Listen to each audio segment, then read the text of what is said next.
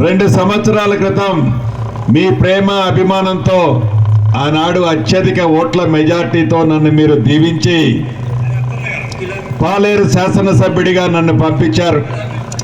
రాష్ట్ర వ్యాప్తంగా పేదోడి ప్రభుత్వం కావాలని, అది ఇందిరమ్మ రాజ్యంతోనే సాధ్యమని రాష్ట్ర ప్రజలందరూ ఇందిరమ్మ ప్రభుత్వాన్ని తెచ్చుకొని గౌరవ ముఖ్యమంత్రి రేవంత్ రెడ్డి గారి నాయకత్వంలోని ఈ ప్రభుత్వంలో ఒక మంచి శాఖలకి మంత్రిగా ఆనాటి మీ దీవెనలతోనే ఈనాడు నేను మంత్రిగా ఉండగలిగాను.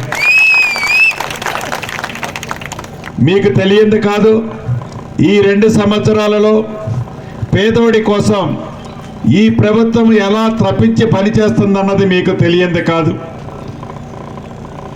పేదవాడి ఆత్మగౌరవాన్ని కాపాడటం కోసం పేదవాడికి ఆనాటి ప్రభుత్వం విస్మరిస్తే ఈనాటి ప్రభుత్వం 200 యూనిట్లు ఉచిత కరెంటు ప్రతి పేద ఇంటికి ఇచ్చిన కార్యక్రమం మీకు తెలుసు.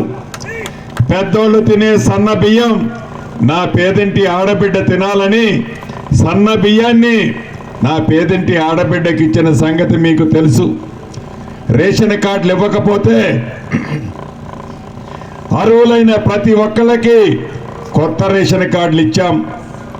పాత రేషన్ కార్డులలో కొత్త పేర్లు మిస్ అయితే కొత్త పేర్లు చేర్చాం.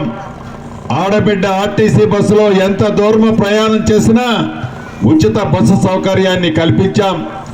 రైతును రాజును చేస్తానని 2 లక్షల రూపాయల రుణమాఫీ చెయ్యగలిగాం. దళిత రైతు భరోసా కార్యక్రమం ద్వారా ఎకరానికి 12,000 రూపాయలు ఇచ్చాం. ఆనాటి దొర వరి వేస్తే ఉరేనని చెప్తే ఒరేసిన రైతన్నకి సన్న వడ్లకి మద్దతు ధరతో పాటు క్వింటాలకి బోనస్గా 500 రూపాయలు ఇచ్చాం. డ్వాక్రా మహిళలకి 0 వడ్డీకే ఈనాటి ప్రభుత్వం పోయిన సంవత్సరం 23,000 కోట్ల రూపాయలు 0 వడ్డీకి డ్వాక్రా మహిళలకు ఇప్పించాం. ఈ సంవత్సరం ఇప్పటికే నాకు తెలిసి 19,000 కోట్లు ఇచ్చాం. అంతేకాదు, ఇప్పుడు వచ్చేటప్పుడు చూశాను, మన ఇంటి ముందు కనిపెడుతుంది ఇందిరమ్మ ఇల్లు. ఇక్కడ వాళ్ళ ఆనందం చూస్తే వర్ణాతీతం. ఆ కళ్ళమ్మటి ఆనంద బాష్పాలు చూస్తే నా జీవితం ధన్యమైపోయింది అనుకుంటాను. ఎందుకంటే 10 సంవత్సరాలు ఆనాటి ప్రభుత్వం పేదోడి కలనాగనే వదిలేశాడు. ఈ ప్రభుత్వం వచ్చిన మొదటి సంవత్సరమే రాష్ట్ర వ్యాప్తంగా 4.5 లక్షల ఇళ్ళు ఇచ్చాం. దాంట్లో భాగంగా మొదటి విడత మన యదుల్లాపురం మున్సిపాలిటీకి 582 ఇచ్చాను. ఇది మొదటి విడత ఇచ్చాను. రేపు ఏప్రిల్ నెలలో 2వ విడత ఇస్తాను, 3వ విడత ఇస్తాను, 4వ విడత ఇస్తాను. ఇచ్చింది కాక ఇంకా 3 సార్లు ప్రతి గ్రామంలో ప్రతి పట్టణంలో రాష్ట్ర వ్యాప్తంగా అర్హులైన పేదవాళ్ళందరికీ ఇల్లు ఇచ్చే బాధ్యత ఆ శాఖ మంత్రిగా నాదే. ఇంకొక కోరిక మీ మనసుల్లో ఉంది.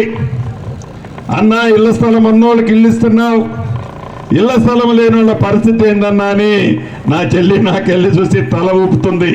నిజం. ఆనాటి ప్రభుత్వాలు పేదవాడి కష్టం తెలియని దొరలు, పేదవాడి కన్నీటి తుడవలేని చేతగాని దొరలు.